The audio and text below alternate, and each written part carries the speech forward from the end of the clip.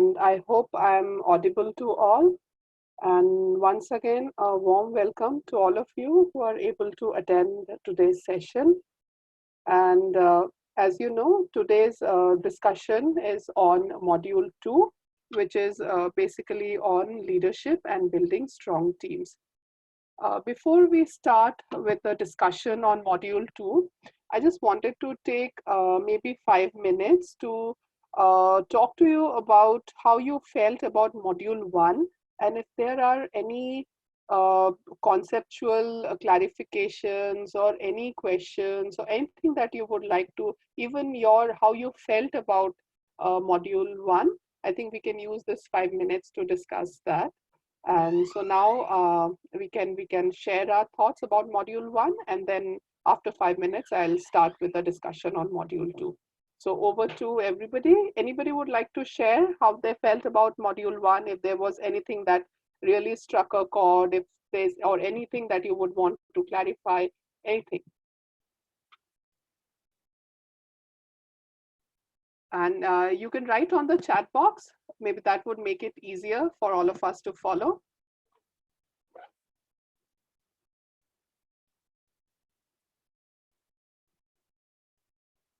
And I'm sure you must have all completed the quiz and also the discussion board for module 1.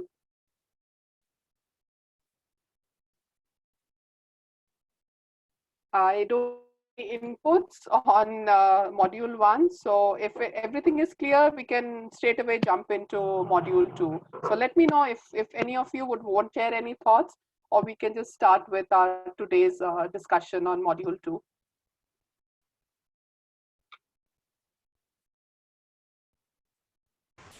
Ma'am, sorry to interrupt. Yeah, just quiz in module 1, no discussion. Oh, sorry. Yeah.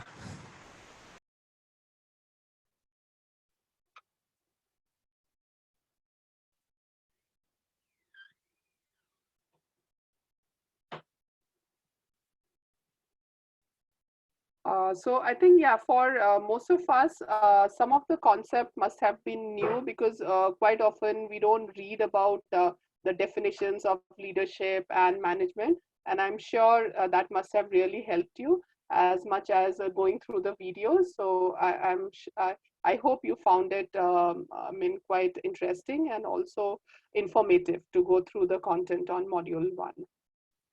So I think with that, I'll just straight away get into our discussion for today, which is on module 2. So in this module, basically what we are going to look at is in terms of uh, looking more deeply into habit 2, 3, and 6 of the 7 habits of Stephen Covey that we referred to in the first module.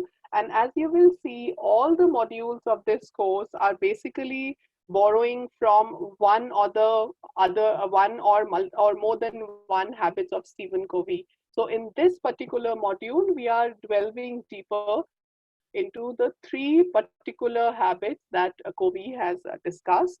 And apart from that, we are also going to look into the need for having a vision and how do we create core values. It's basically this module looks at the pathways of leadership. So in our module 1, we we heard about what leadership is all about. And in this module, we basically look at what are the pathways, what is the road to become a leader, and on that journey, how do we work with a team, how do we make teams stronger, and how do we do team building are other aspects that also make a leader effective. And those are things that have been discussed in detail in module 2.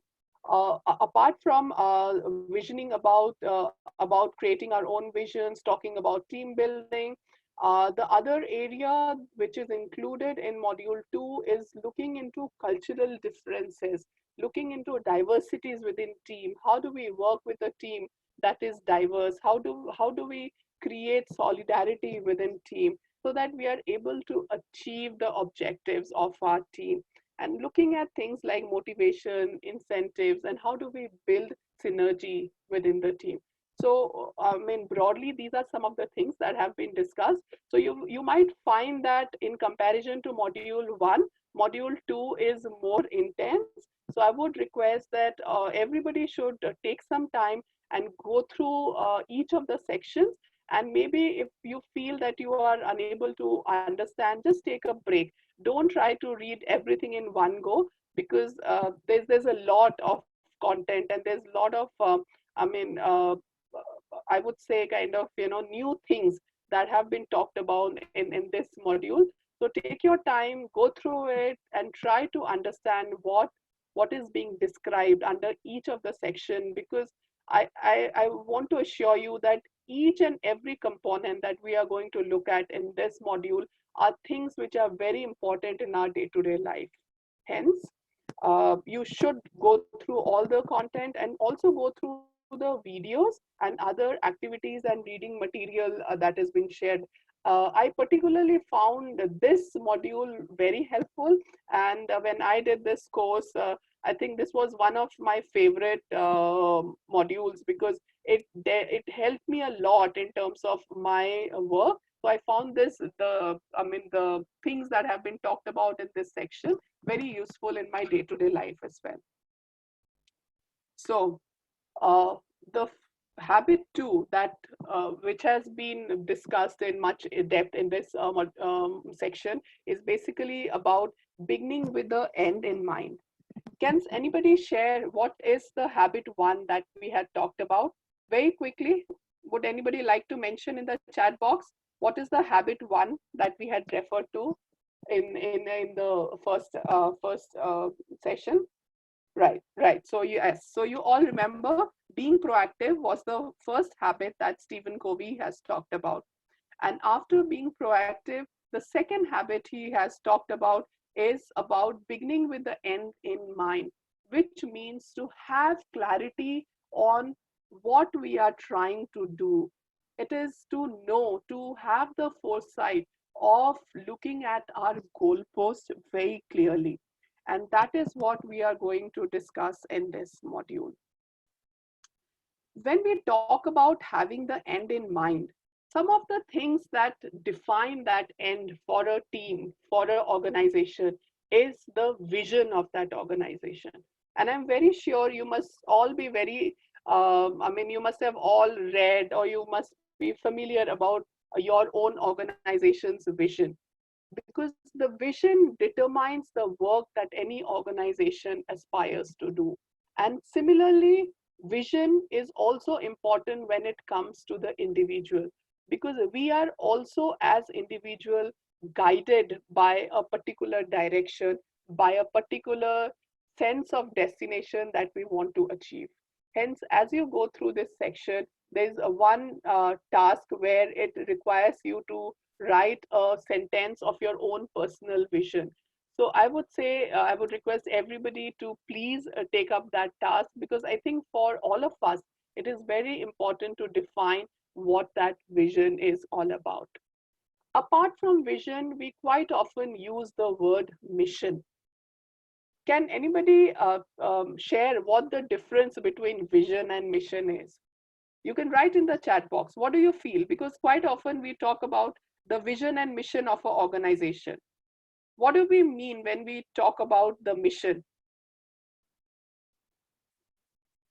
Vision is clear, vision is the goalpost, vision is the destination. But what do we mean when we talk about the mission of the organization or the mission?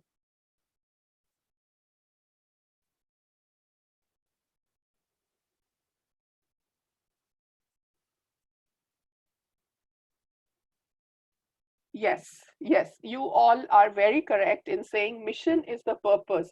Mission is the pathway to achieve that broader vision. So when we are defining the vision and mission, the first thing that we need to define is the vision, what we are trying to achieve, and then comes the mission, which is basically talking about what are the different roads. So if we visualize the vision as our destination, then mission would be the road, would be the journey that we would be undertaking. And when we talk about mission, it is very important to refer to the core values which is basically how are we going to undertake that journey. For example, if we want to plan a holiday, our destination becomes our vision. Our mission becomes why are we going there? To attend a workshop, for a tourism purpose, for various different kind of things that we want to go and do there. That becomes our mission. And the core value is how are we going to undertake that journey? Are we going to spend a lot of money?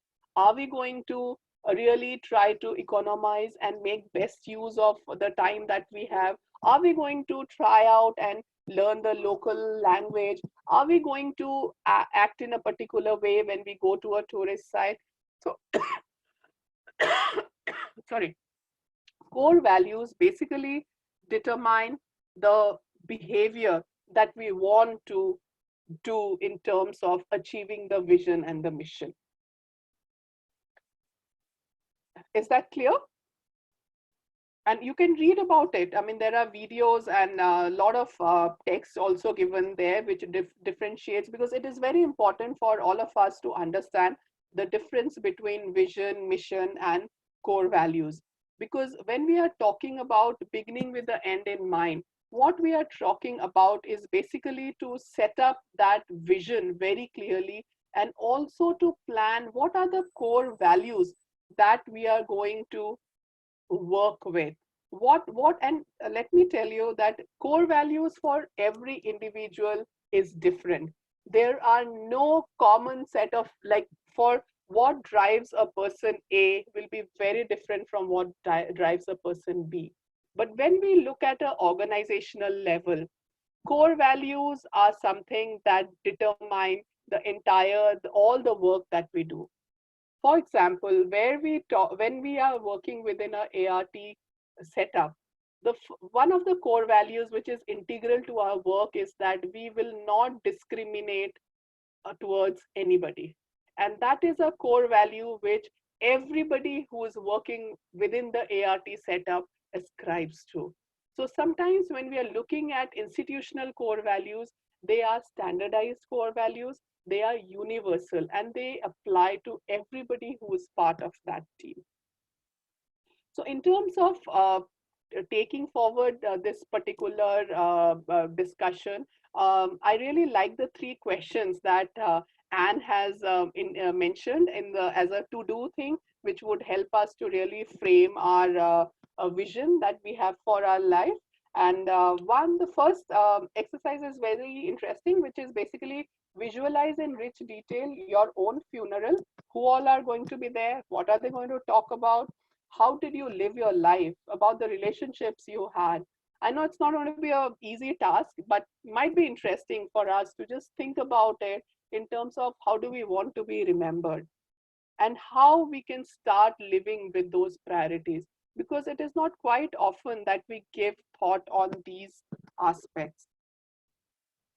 The other activity which I also felt was very important in terms of defining vision is not just looking at vision in our professional life, but also looking at it in the context of our personal life, in the context of our community engagement, because quite often our personal goals are not as well defined as our professional goals are. In our profession, if you ask anybody, what are your goals in life? Most of the time what you hear from people are about their professional goals, that they would want to do this job, they would want to be in a particular field, they would like to do a specific kind of work to earn a specific income. So most of our goals or goalposts are in regard to our professional life. There are very few people who think about the vision in the personal space, and that is also something which is very important for all of us. So do try to give some thought to these exercises. I mean, have some solitary time and try to do these exercises. And I'm sure you would really, I mean, it would help you to visualize the outcome that you want to achieve and what is important to you. So with that, after this content on habit 2, there's also a core values exercise that is given in the module. and also a vision statement, which is something you have to do as part of the ILP, and it is followed by a video on everyday learning in terms of leading by example by Dr. Manoharan. So I think all of those content are very interesting, and you should definitely give some time to go through those materials. So moving to habit three. Habit three is in about prioritizing, organizing, and execution. And it very aptly is called as putting first things first. It means, are we prioritizing what is more important? Where are we spending our time on? What are the things in a day, if we look at our daily schedules, what are the things that are more important, and are we giving time to those activities? So I'll just stop here once and just check if because I just saw a comment which says that screen is not visualized. So just want to know, is Shweta, can you just It's confirm, is visible, it ma'am. It's visible. okay, fine, fine, fine. Okay. So in terms of the process of prioritizing what comes first, uh, there's this time management matrix which has been shared here, and this time management matrix basically tells us how do we develop the discipline to pursue our goals. We have first talked about our goals in terms of our vision, which we talked about under habit 2, and now we are moving to habit 3, which is basically identifying ways of how do we achieve that vision, how do we prioritize what we need to do so that we can work towards that. So if you look at this matrix, it's basically looking at 4 quadrants. Quadrant 1 is looking at things which are important and urgent. Most of the day in our, like, if we analyze in our day-to-day life, then we'll see that most of our time is spent on firefighting, or in terms of dealing with deadlines, in terms of dealing with pressing issues which are like very stressful, and also which are very urgent, and those are things which cause most of the time, which cause stress, which which help us. So sorry. So these are, like, the category of things which are where we end up spending most of our time in a day. The second quadrant looks at things which are important but not urgent. And here we are looking at things like planning, relationship building, self learning, knowledge building, which are things which are important for any job, for any role. We all realize that you need to learn, you need to read up, you need to plan, you need to strategize. But how often do you think we spend time doing that? Most of the time we are out in the field trying to complete a work, trying to submit a report, without being able to spend much time on planning, strategizing, which are really critical. Sorry. Moving to third quadrant, which is looking at the urgent and not important. Here, an important part of this quadrant is that the activities which fall under this quadrant are quite often urgent for others, but may not be important for us.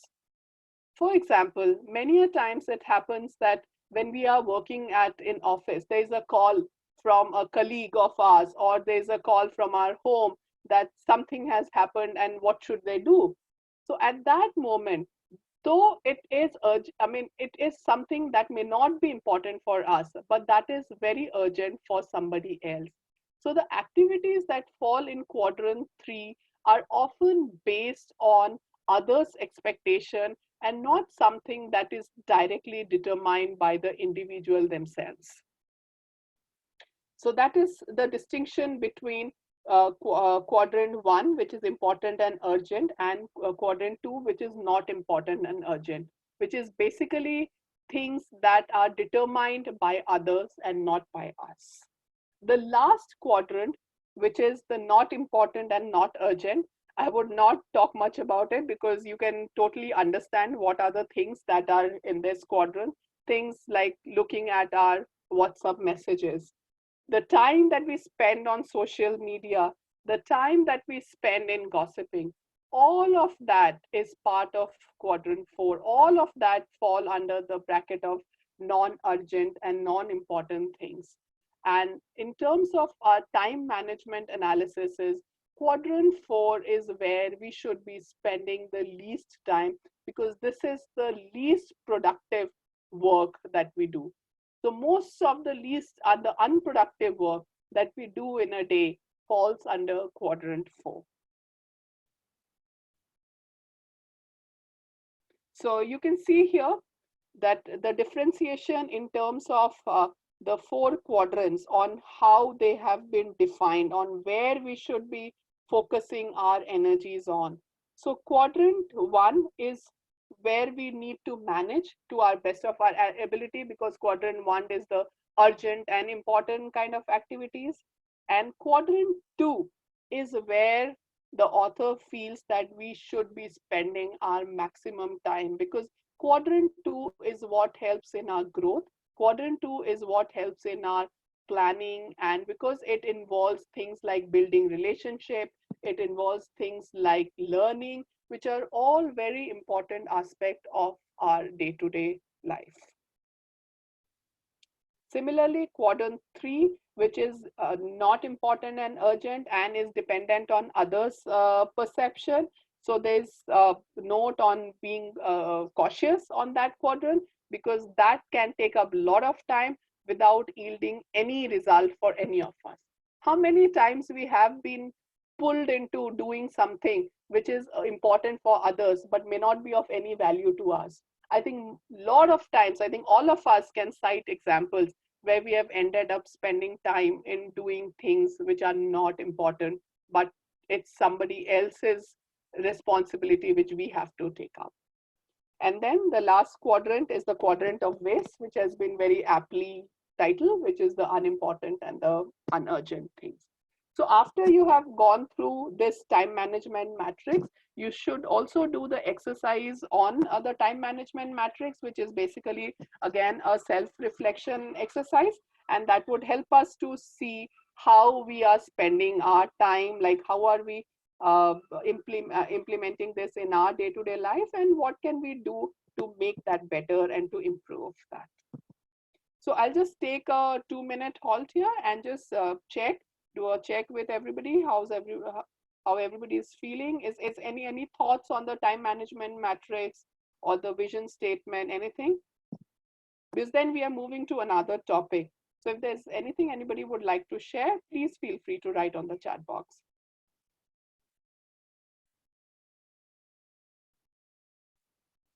Do you agree with the time management matrix? Do you feel that it's a justified way of categorizing the work that we do?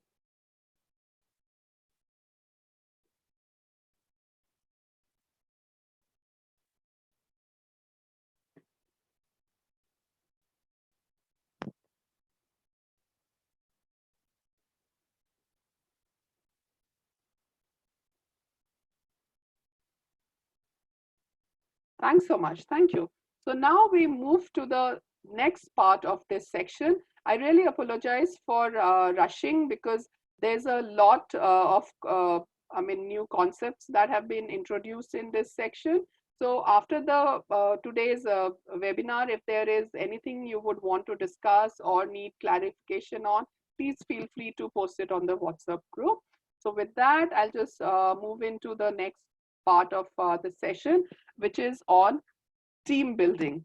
And please do watch the introductory video by Dr. Britt. I find watching the video much better than reading the script. So please, if you have time, do go through the video. And the basic starting premise of team building, I think, which all of us agree, is that we need to collaborate to achieve outcomes. We all need to work together, whether it is in our personal context, whether it is in our domestic life, whether it is in our professional life, in whatever we do, we need to collaborate. And that is the only way we can achieve our results. There are very few people or very few aspects in our life where we can fulfill the tasks on our own. For most of the things, we need to depend on others. We need to work with others. We need to collaborate. So, how does a teamwork? How does a team work at its best? How does a team succeed? When do we say that a team is really successful?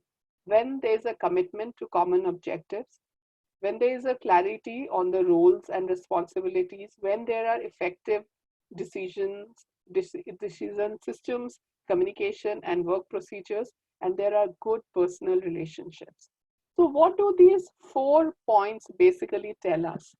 If we have to summarize that, what are the key aspects of a team?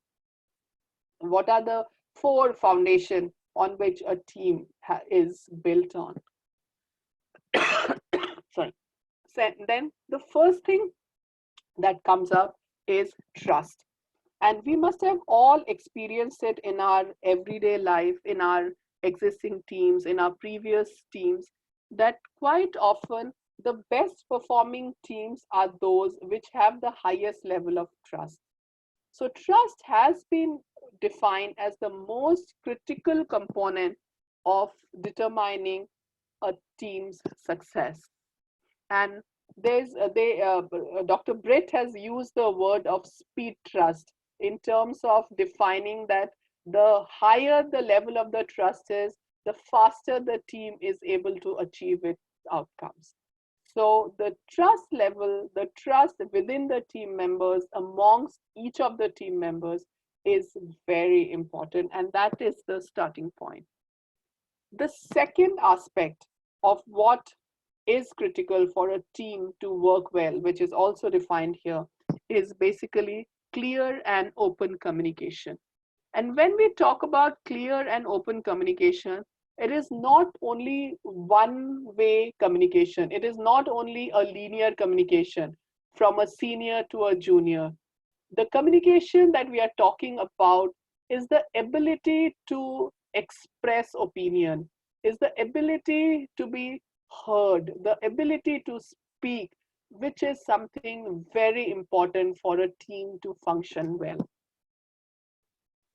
Everybody in, especially in our country, we see that India, I mean, in India, most of the time, the teams that we work in are very hierarchical. And we find that quite often it is only very few people who have the opportunity to express their views. But that is not how effective teams work. Effective teams are where everybody is engaged, everybody is heard, and everybody is given a chance to share their thoughts. So clear and open communication is very important for a team to function well. The third important aspect of a good team, of team building, is defining a sense of purpose and outcome. Quite often, it is only the few people in a team who are clear of why we are doing a task. Whereas for the juniors, for the subordinates, they are only told that you need to go and do 1, 2, 3 without telling them, without giving them a full understanding of why those 1, 2, 3 is important. Would you agree with me or not that quite often we fail to explain the goal post that we are trying to achieve, the broader objectives we are trying to achieve with everybody. It is only few people in a team who are familiar with the priorities that we are trying to seek. Let us take this example in the context of the household. How often do we talk to our children that if we are trying to do something as a family, we quite often it is only between the husband and the wife or among some of the adults who take the decision. Children only are part of something that may happen as a later day. When we plan a holiday, how many times do we take into consideration where the children want to go, what they want to do? most often the decisions are made and then conveyed.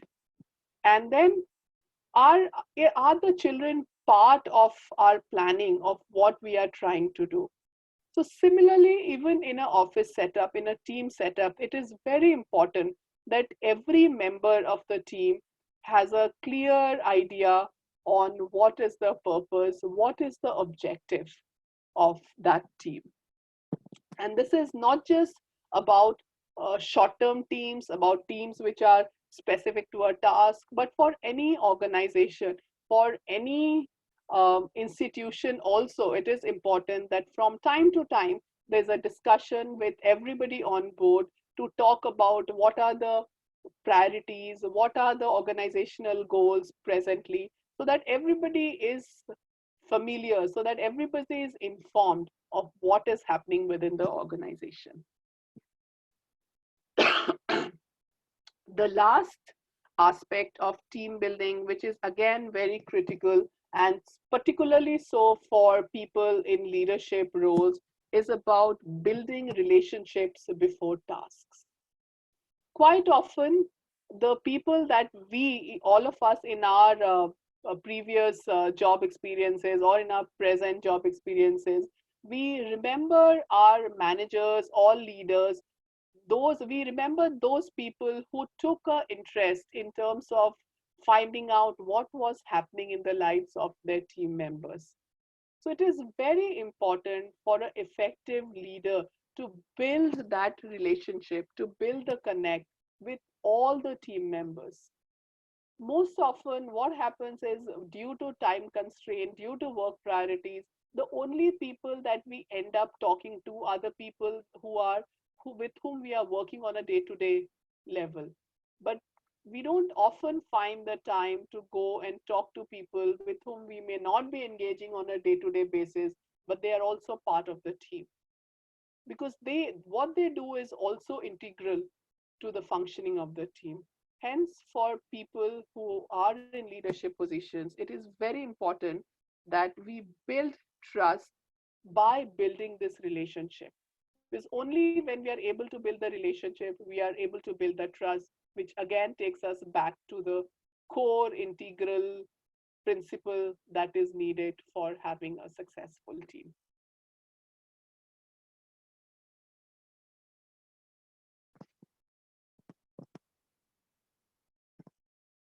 So, moving from the critical aspects of having a successful team, the next discussion is on a team player. Who is a team player? A team player is someone who is able to get along with their colleagues and work together in a cohesive group. A teamwork skills are listening, questioning, persuading, respecting, helping, share, and participate. Is there any other attribute anybody would like to add to this on the teamwork skills? Or do you feel that what has been defined here are adequate? Anything else anybody would like to add? Please feel free to add on the chat box in terms of what other skills you have found to be really helpful or critical in terms of your experience of working in a team.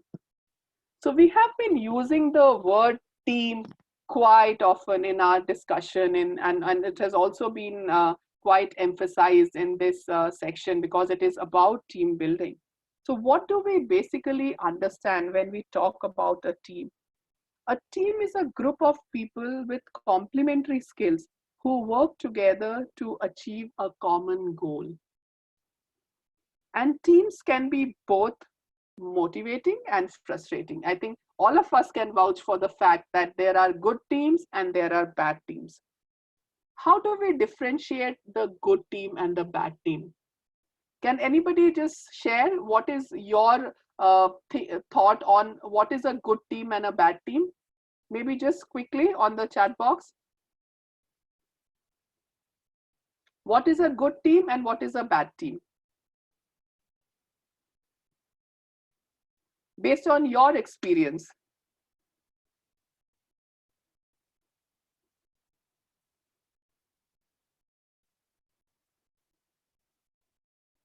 I think we will all agree that A good team or a motivating team is the one that gives us energy and inspiration. A good team is responsible, definitely, I totally agree, and where there is trust, integrity, and respect. So I think we are all on board with what we feel a good team is all about. A good team is one where everybody gets an opportunity to share. Everybody feels wanted. Everybody is valued, takes responsibility, and is accountable.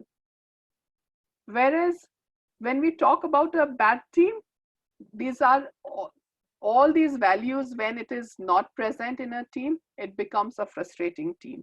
It's a team which we feel day in and out, we regret that why are we part of this team, because it not only affects the overall the overall outcomes of the project, it also affects us at individual level. It demotivates us, it also reduces our productive levels. Yes, as you've rightly said, uncooperative team is a bad team because people don't want to take equal responsibilities.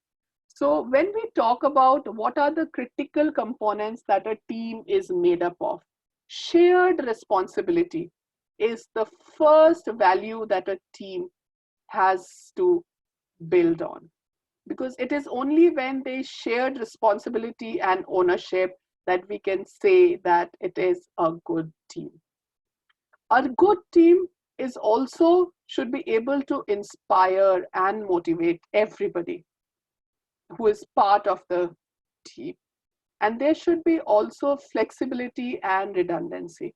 When we talk about flexibility and redundancy, most often we would have seen in our experience also, a good team is one where people take over each other's responsibility.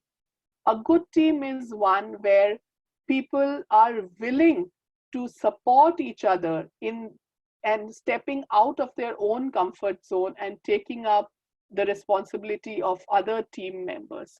So a good team is one which is flexible and also where people are supporting each other.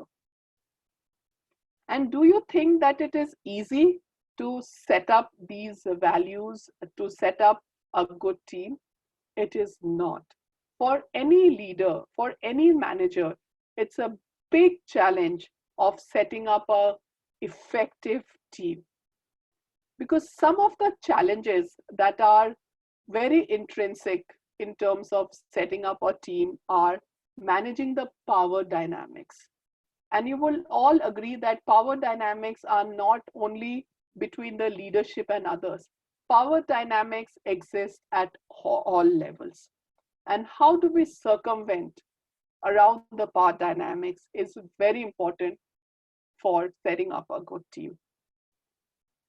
The other challenge is in terms of building a team is how do you build a team which includes people with different ways of working, with people with different skill sets, a diverse group, a group where people belong to different areas, people come from different backgrounds, people are bringing a different skill set. It becomes very challenging for any leader to set up and to make such a team functional where there is a lot of diversity and also in terms of self-interest. So these are some of the challenges that all of you, I think, who work with teams, who are leading teams, who are managing teams, would be coming across in your day-to-day life in terms of managing the team.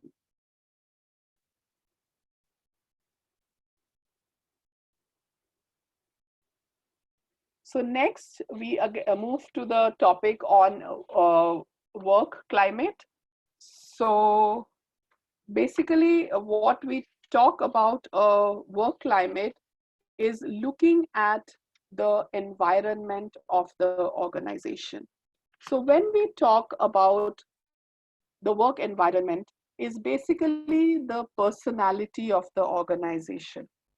It is how the organization is known amongst its own employees and how the organization is known amongst others. So that is what the work environment is referred to. And it's basically the prevailing workplace atmosphere as experienced by employees and what it feels to work in a group. So work climate again can be positive and negative. And with a positive work climate, basically what we talk about is where employees have an opportunity to grow, they feel recognized, they are motivated, the work that they do is more productive. And the negative work climate is again a opposite of this.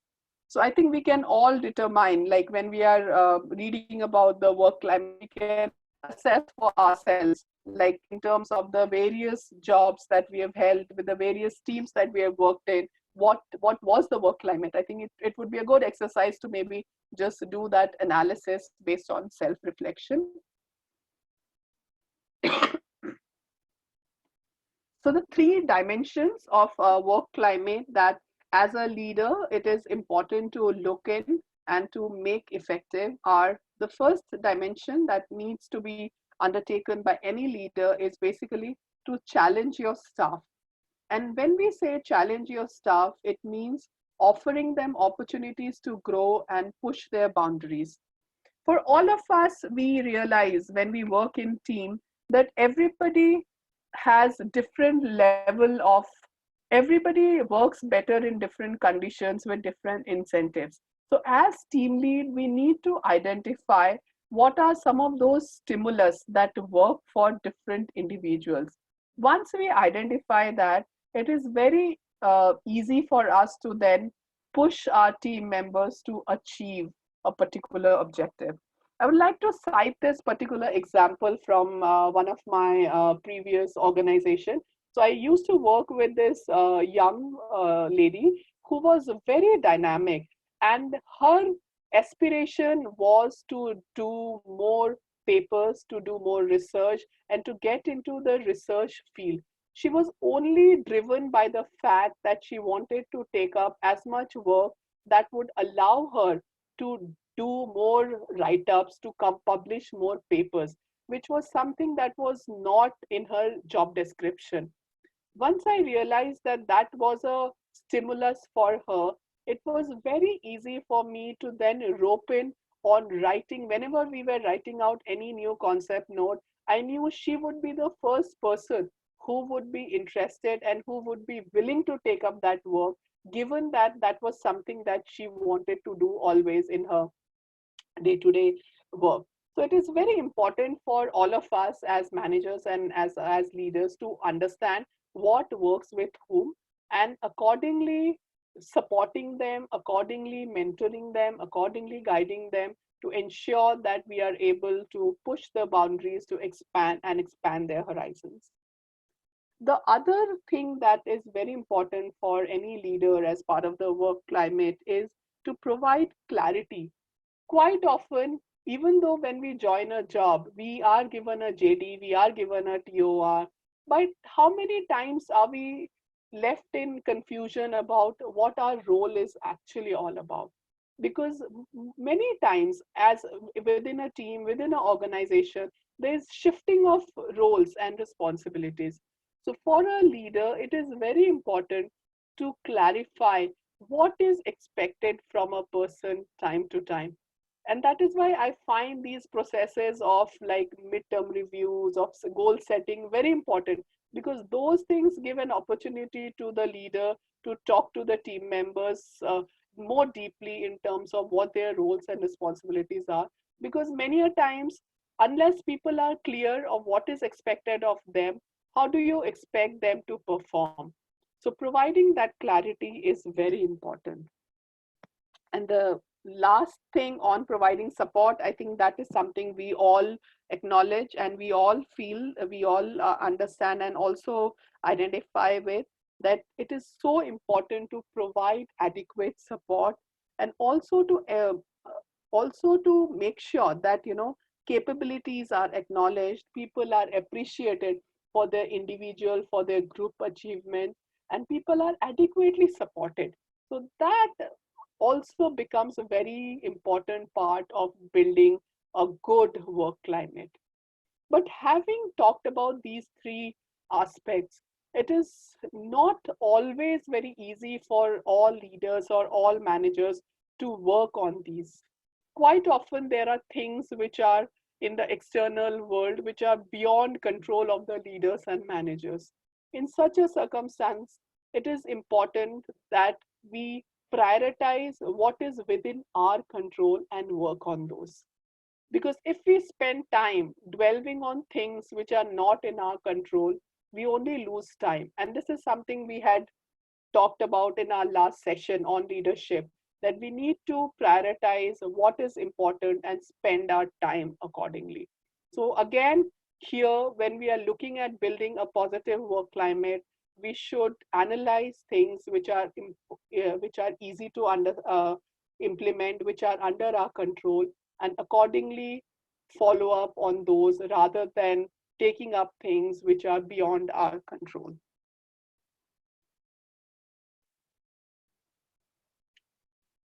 So, linked to building the work climate, where we are talking about challenging, providing support, providing clarity, is about motivating employees. And I think we all work on motivation. For all of us, it is very important that we are self motivated as well as our team is also motivated. As managers, we also need to identify what motivates whom and help them to unleash their energy accordingly. So, with high motivation, we all agree it's better performance, and with low motivation, there's poor performance. So, any team which is highly motivated, you will see performs better, and for a team that is not as highly motivated, does not the performance is again below par. So in terms of the factors that affect, I mean, basically when we talk about motivation, there are two kind of things that we are talking about: external motivation and internal motivation. So the basic difference between external and the internal motivation is the external motivation as what we call as the extrinsic, which is your pay, which is the office space, the safety, the perks, the promotion, the I mean, the position that we are in. So those are all external motivation. Whereas when we talk about internal motivation, we are talking about feelings. We are talking about how employee, how a team member feels when they are recognized, supported, they learn new things. I think for all of us, the on days when we are acknowledged, when we are appreciated, the next day we always find ourselves to be really kind of, going back to office with a new level of motivation and really trying to nail it out. So I think it works for all of us that when we feel recognized, when we feel supported, when we learn new things, our motivation levels are much higher. But it is not a clear distinction. We cannot say that external motivation and internal motivations are like two different things. Many a times, both are quite interlinked with each other.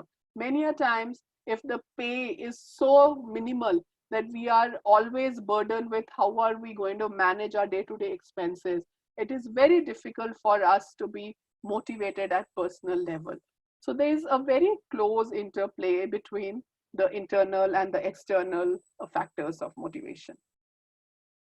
And for leaders, for managers, some of the ways that we can motivate our team members is, which has been also detailed out in the paper by Dr. Brain, is on using incentives.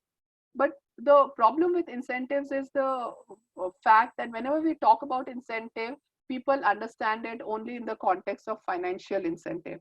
But many a times, non-financial incentives, which is something I have also found in my career of like about 20 years, I've been working in the development sector, that many a times non-financial incentives also work well in terms of motivating. And some of these non-financial incentives are like giving new responsibilities to people or asking people to take up new areas of work, to give them things that is at a higher level, whereby you recognize that they have the ability to deliver more.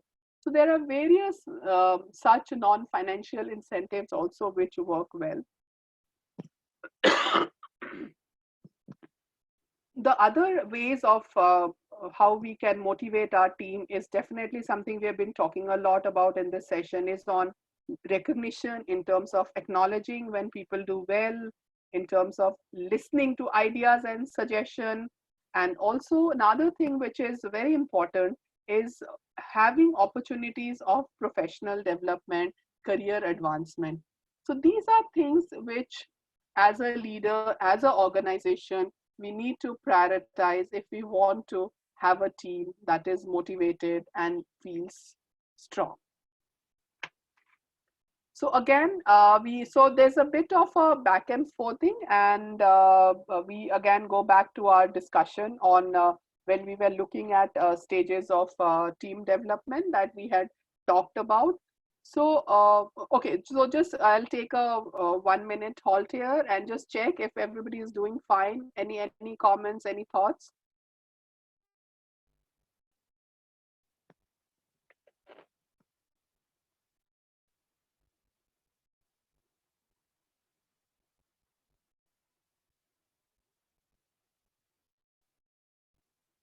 I see a lot of input on ego. Yes, you're very right that ego is one of the key,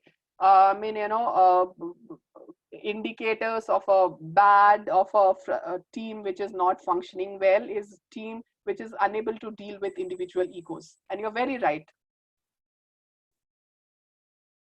Okay, so in terms of looking at the stages of team development that we must have also experienced in terms of our day-to-day professional lives. So the first step that we look at, which is the first stage of team development, is when we form the team.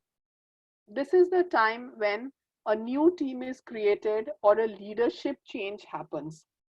So this is so when we are talking about forming, this is not only when we form a new team, but anytime there is a change in leadership, we go through this stage.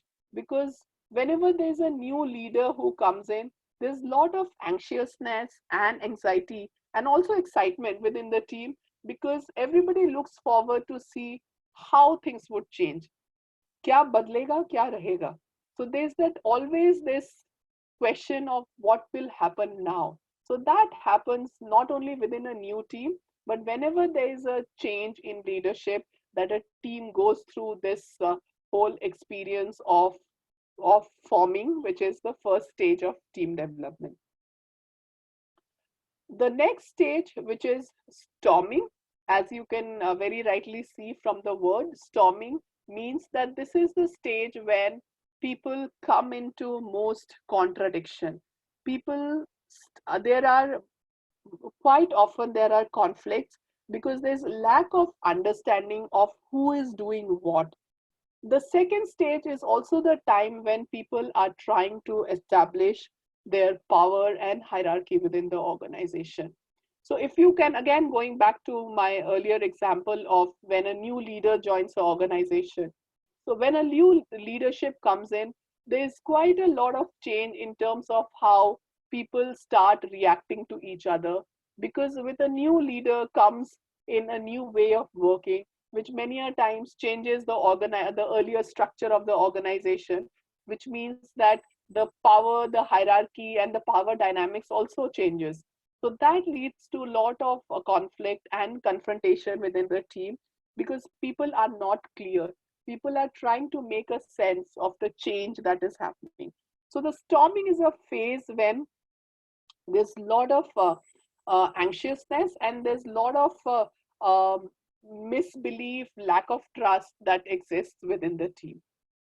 Once this phase has settled down, once people have gone through a phase of like trying to figure out, comes the stage of norming, where people gradually, like which happens maybe once the new leader has come.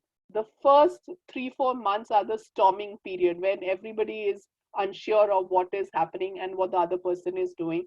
And then after 3-4 months, we move to the stage of norming, where people gradually accept that this is the way the team is going to work, and we become more accepting of each other, we become more accepting of us, and we start to function in a slightly cohesive manner. So that is where we accept each other and focus on the goals of the team. So that is the stage 3 of a team formation, which is norming. Stage 4, when we talk about a performing team, we are basically talking about a fully functional team, which is high on commitment and which is able to, which is delivering results and which is solving problems. So in terms of the stages, performing is actually the highest stage that is there in team development.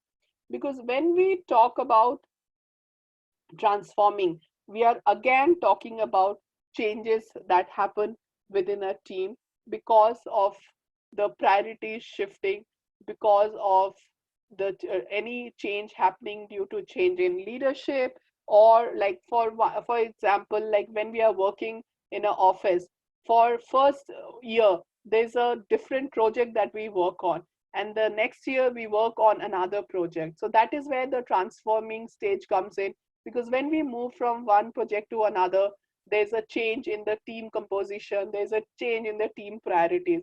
So again, we go through from transforming to forming. So all these stages are basically they happen in a cyclic way, and they are not a linear way. As so what we have shown here is more like a linear way, but in actuality it all happens in a more in a cyclic manner, and it doesn't happen in a linear manner.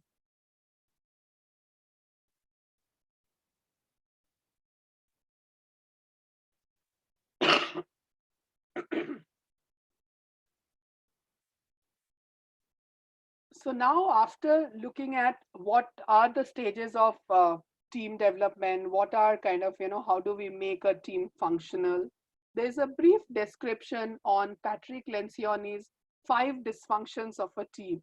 On what are the, when do we call a team that is dysfunctional? That is, how do we define a dysfunctional team? And quite a few of these things are things that we have already discussed earlier when we talked about team building. So basically, when we look at the 5 dysfunctions of a team, the core dysfunction that can exist in a team is absence of trust. And you remember that building trust was defined as the first step of an effective team. So absence of trust is the first sign of a dysfunctional team. The second important aspect of a dysfunctional team is the fear of conflict. Many a times we see like a team where people always are like saying yes to everything. At the surface of it, we may feel that, oh, there's nobody is fighting, nobody is arguing, everybody is agreeing to whatever is being said as to be a good team. But if you try to scratch the surface, if you try to talk to people separately, you will feel that many a times people are unable to share their thoughts because of they are scared about their jobs, because they feel they may not be heard. So fear of conflict also gets people to say yes to everything. But then when you look at team dynamics, it is also not a very good thing, because it also leads where people are not able to share their thoughts, people are not able to share their opinion. That again leads to a dysfunctional team in a long run. So it is always very important that we should not be happy by the fact when everybody agrees to what we say. We should always make sure that we give an opportunity for people to share their opinion and then come to a mutual agreement. The third aspect of a dysfunctional team is lack of commitment. And this also is something we have talked about quite often in this unit, is about lack of accountability, lack of responsibility, where people don't want to take responsibility, and people are not worried or they are not bothered about the results. So those are very important aspects of, like, when looking, or aspects or criteria or defining a dysfunctional team. So these are the 5 attributes of a dysfunctional team. So what is the kind of team that we all want? So when we say that we all want a highly functional team, we say that it is a team which is built on trust, where there is healthy conflict, where there is high commitment, accountability, and people are achieving the goals and results. Because for a team, it is very important that you achieve your purpose. You achieve the goal that you have set forth. Each team is set for to achieve a specific purpose. So it is very important for team success to achieve that end goal.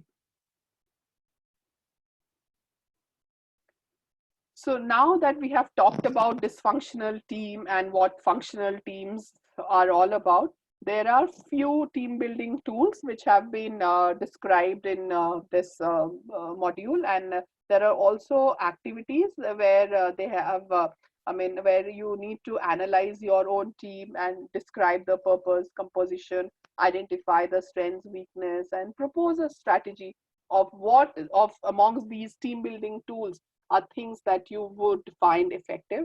And I would request again to for all of you, especially people who are leading and managing teams, to go through that exercise.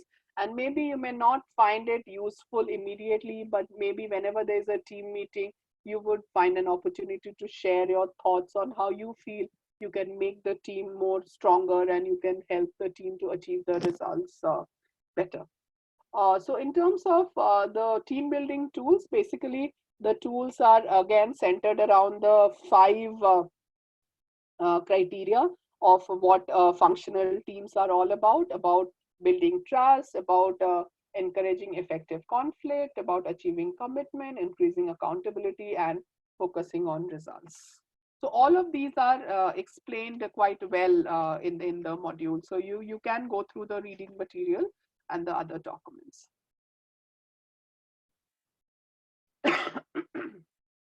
So now that we have been talking a lot on team building, on what dysfunctional teams are, what functional teams are, it is very important to have one thing in mind, that teams are never homogeneous. Every team is marked by diversity, especially in a country like India, where we all come from different states, we all speak different languages. It is quite often that every organization, every team that we work with has people from various cultural background, has people from various belief systems, and it is very important that we all integrate well together. So I would request that before you get into reading about the habit 6 on synergies, you should look at the video on cultural characteristics and cultural diversification, because it is really important for us to acknowledge that for a team to work better, for us to trust each other, for us to recognize each other's contribution, we should also recognize that we all come from different backgrounds. And many a times our backgrounds are what effect on our behavior, what effect on our ways of thinking. So for any leader, it is very important that you are mindful of the background that people come from, and how do you build a team that can work with diverse backgrounds, that is sensitive to everybody, and that is not discriminating within the team based on the cultural differences that we all come from. So please go through the video, and please go through some of the material that is there on cultural differences, and how we need to overcome that for building a stronger team. So now coming to habit 6, which is on synergies, we all agree that team building and the purpose of working well in teams is what allows us to experience synergies. And when we work together, we can move mountains. I mean, there's a popular saying that. And we all agree that, synergy is achieved when 2 or more people work together to create a better solution than either could do alone. So that is the basic uh, foundation or the basic understanding that synergies are very important to work together. And synergy is what lies underneath a good team. When we talk about team building, when we talk about functional team, we are talking about building synergies. So when we want to build synergy, or when we say that we are trying to strengthen the synergy within the team, it is important to value, respect, and celebrate differences and to build trust. Synergy can be very easily destroyed by egos, as we have already talked about. Like within a team, egos, personal egos, are very critical in damaging the team relationship. So personal egos, unreasonable expectations, gossip, lack of direction, unclear communication are again very detrimental factors in terms of strengthening team synergy. So we all need to work towards ensuring that these are not things that define our team. Because many a times, like for most of us, we when we are part of a good functioning team, we quite often keep referring back to that team whenever we are engaging with others. So it is not just that a team is important at that moment to achieve the work, but being part of a good team is an experience that we carry for life. And we all must have had experiences where we have worked with very highly effective team, where there are teams where we would be working at present, which are things we would look forward whenever we want to take in any new role, whenever we want to take in any form any new team. We want to ensure that we carry forth the legacy of the good team experiences that we have faced in wherever we have worked earlier. So with that, we come to the conclusion of today's session. And as you know, Monday, 27th April is the last date. Monday noon is the last day for submitting your quiz and also on your discussion board. So with that, we come to an end of this session, but I want to take some time to hear from all of you about your thoughts, or if you think that this was helpful, if there's anything that you would want me to highlight a little more, talk a little more about, please feel free to share. So we have about we can maybe have 10 minutes. Shweta, would 10 minutes be okay if we can use for the Yes, yes, discussion? ma'am. Yes, ma'am. Sure. So it's an open forum. I would request all to please share your thoughts.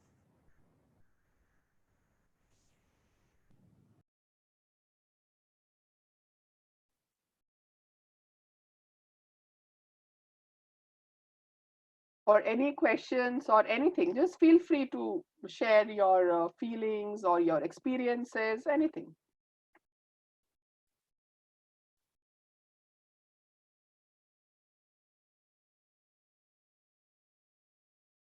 There's a question on how to cope with a new leader in an organization.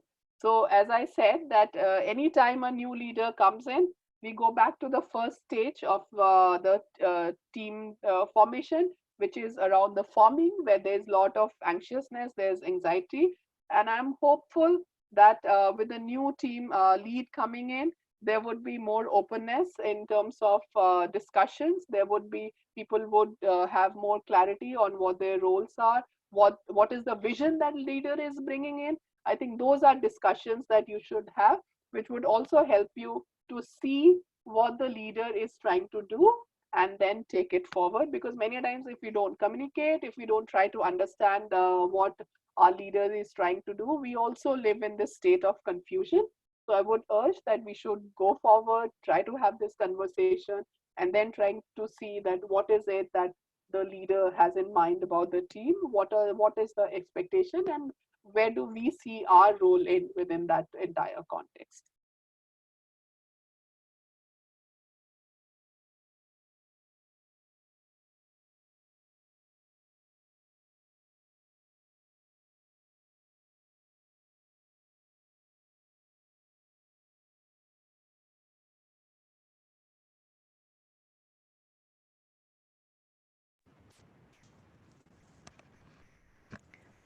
Ma'am, there's a question on the whether ILP should be submitted to me. No, you can directly upload it to the canvas. I hope it's clear on what Shweta mentioned about the ILP. I can see a very interesting question on overcoming gender issues in a leading organization. So I would say that it is not easy. It is not easy both ways. It is not easy for a leader to address gender issues and also within a team, because many a times the understanding on gender is very biased. And the reason being that people don't have a conversation. Quite often people teams don't sit together and have a direct conversation of what is needed to support each other, because many a times when we talk about gender issues, we are talking about a female colleague who may prefer to have a flexible work arrangement, but then because the organization may not have that system, she is apprehensive to talk about it. As a result, her work productivity also suffers. So I would say that, as organizations, I think what I found very helpful was that we need to be very upfront in terms of what our problems are, what our challenges are. And that is the only way we can work together. And I'll just take a minute to explain. So, like about 8 to 9 years back, when I had my small baby, I was working in this organization which required me to travel a lot. And at that time, the organization did not have any policy of women traveling, of working mothers traveling, like women who had small babies, because till then they never had a situation where, anybody who had a baby was willing to do the traveling work. So that was the first time they were faced with this situation. And I went up to my boss and I told him that, see, I want to continue in my role, but I want the organization to accommodate how and ensure that I am able to travel. So make some have some considerations for me which would allow me to take my baby and also fulfill my work responsibility. And after that, that organization came up with a policy that allowed for all women who had children below 2 years, they were allowed to travel with their child. So I think that was one example that, we need to talk about it. We need to go and share. And that is something most of the times we don't do in a team setting. So I would urge that all leaders and managers, where you are working with a multi-gender team, you should talk to everybody and we should all hear out what are some of the challenges people are facing and how that can be overcome. So yeah, so I think talking and communication again is critical.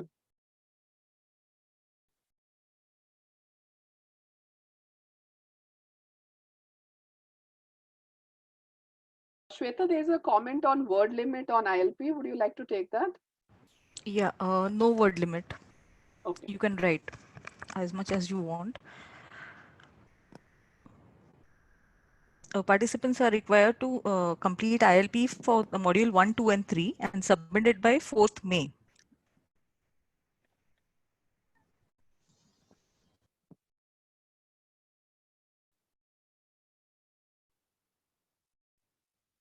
So I would request all of you to go through the content, the modules that are given, I mean, the videos, and read up on the content. And if you still have any clarifications or any kind of, questions in your mind, please put it up on WhatsApp. And also we can, like when we do our next session, we can have first 5 minutes devoted to discuss on this, because I do realize that module 2 has lot of content and we can definitely spend some time to go through this before we do the discussion on module 3. Shweta, I hope that would be okay. Yes, ma'am.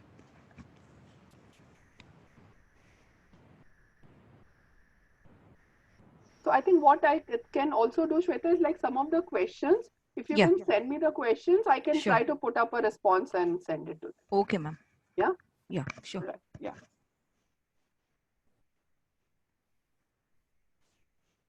So thanks a lot. And I think, I mean, we would like already we have extended about 10 minutes. So thanks once again. And if you have any questions, again, you can put it on the chat box and I'll try to respond to them. Thank you. Thank you, everyone. Thank you, madam.